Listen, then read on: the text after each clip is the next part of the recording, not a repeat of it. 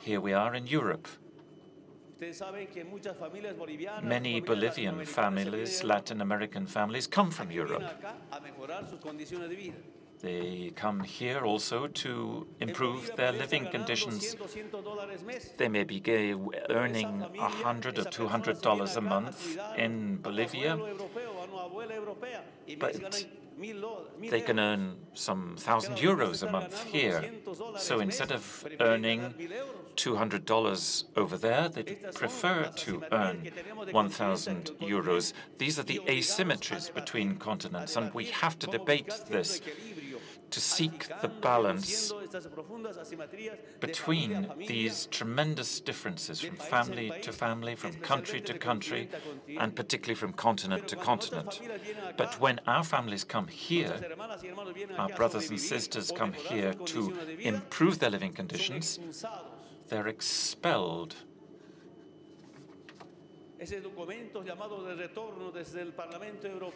There's these documents adopted by the European Parliament, but when their grandfathers came into Latin America a long time ago, they weren't expelled.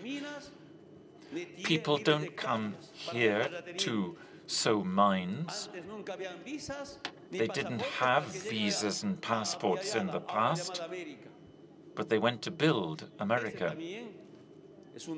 That, too, is a problem which needs to be resolved. So, here, we're talking about in-depth solutions, in-depth historical solutions. And I want, here on the subject of debt, to say the best climate debt is to recognize the rights of Mother Earth. If we don't recognize the rights of Mother Earth, then we can be talking about 10 billion, 100 billion. That's an offense to mankind. But how to return to Mother Earth her rights? Imagine, in past centuries, even just 70 years ago, the UN declared the rights of human beings, the Universal Declaration of Human Rights. There weren't human rights over 70 years ago. Just 3 years ago, the indigenous peoples had their rights recognized, and here we are obliged to recognize the rights of Mother Earth. If we don't recognize the rights of Mother Earth, all of us will be responsible to mankind. The best way, then, of paying climate debt is to recognize the rights of Mother Earth. The second element is to see that developing countries have space returned to them, which rich countries or industrialized countries have occupied with their emissions of greenhouse gases. To pay that debt, they need to reduce and absorb those gases, the greenhouse gases, in order to ensure there is equitable distribution of the atmosphere between all countries based on their populations, because the developing countries seek atmosphere for development for our regions. The third element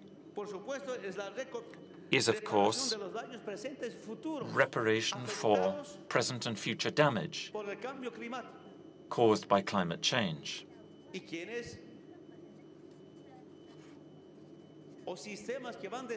Or systems which destroy the environment and Mother Earth. These systems must compensate for that damage. Among these issues, we believe rich countries must take in all migrants affected by climate change and not expelling them as they are now. They are responsible. The countries of the West are responsible for climate change.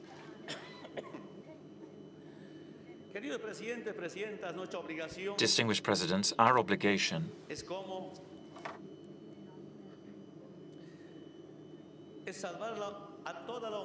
is to save all mankind, not half mankind,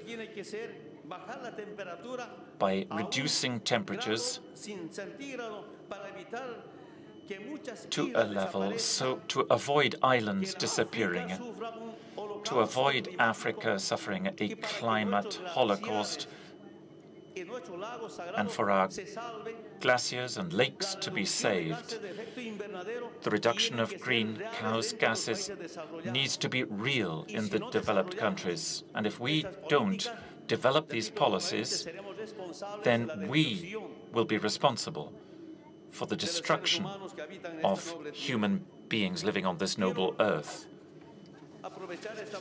Let me take the opportunity to raise a new point. A couple of nights ago, consulting with ambassadors and our diplomats, we're informed that there would be no agreement here because we had such deep differences on ways of life that there would never be an agreement at this sort of meeting.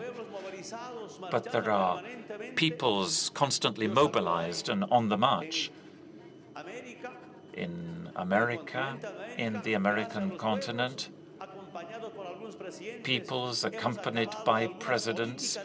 We've drawn up policies which have put an end to imperialism. I salute Fidel, Hugo Chavez, the social movements, where we now have there is a free trade agreement in the Americas, but that's not a free trade area, that's a free colonialization area. If we speak in economic terms about that NAFTA, I think actually instead of ALCA in Spanish, it should be ALGA, the free earning area of America.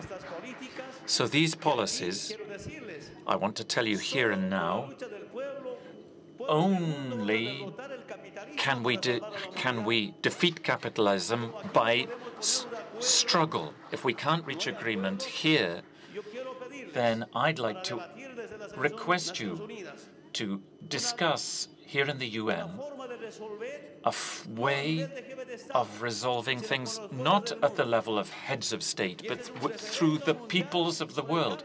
This is a world referendum on climate change. So let's consult the people. What our peoples say, we should respect that. And that should be binding for all countries of the world. That's the way we're going to resolve issues, even when we have deep differences between different presidents, between different continents, and particularly with the countries pursuing capitalism. And I'd like to ask 5 questions for the UN or for the Bureau to consult peoples on the subject of climate change. A world referendum on climate change, then. Question 1. Do you agree with re-establishing harmony with nature, recognizing the rights of Mother Earth?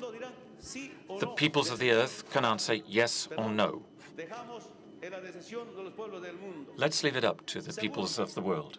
Second question, do you agree with changing this model of over-consumerism and extravagance of the capitalists? Let's leave that up to the peoples of the world to say. Third question, do you agree that the developed countries should reduce and absorb their emissions of greenhouse gases domestically so that the temperature will not rise more than 1 degree Celsius? The peoples of the world will decide.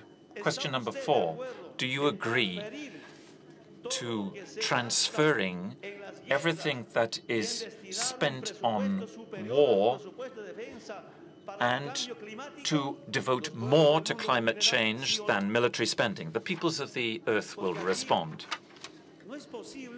It's not possible for some countries like the US to spend so much money to kill without spending money to save lives.